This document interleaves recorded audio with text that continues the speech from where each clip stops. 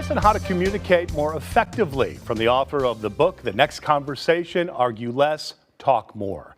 Ladies and gentlemen, Jefferson Fisher is also a trial lawyer. He's from deep in the heart of Texas, so I welcome you. Now more than ever, given the polarity and the division of these United States, Jefferson, this is a book of its times.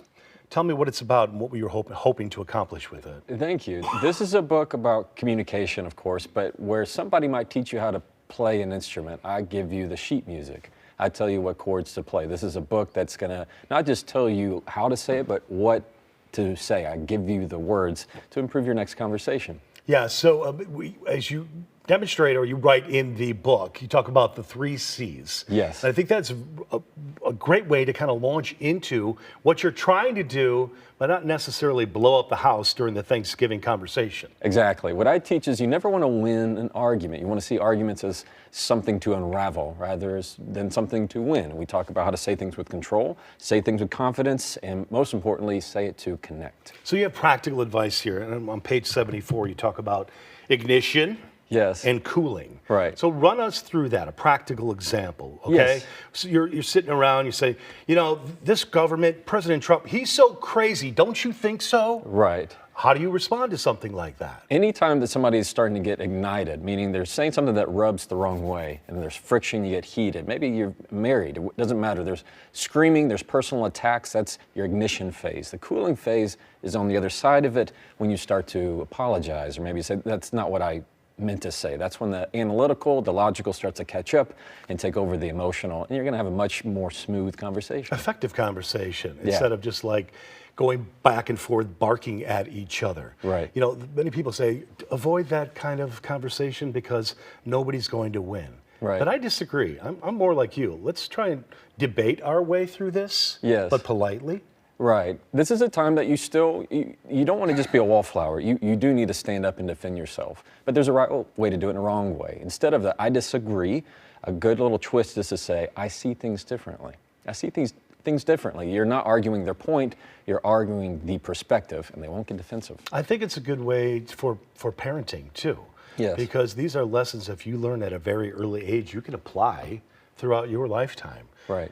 Maybe at a job interview. Yes. Maybe at hanging out at the bar with some of your bros. Right. You know what I'm saying? Yeah, absolutely. Even, let's say, if you're in an interview, for example, Yeah. we have this tendency to say, well, I believe or I think. Instead, just tweak that to, I'm confident that. Do you think you'd be a valuable member of this company? Instead of, well, I think that I would, it's, I'm confident I will be. You talk about choosing your words carefully, and that's the advice I always give my kids. Think about it. Be cerebral for a little bit. Mm-hmm.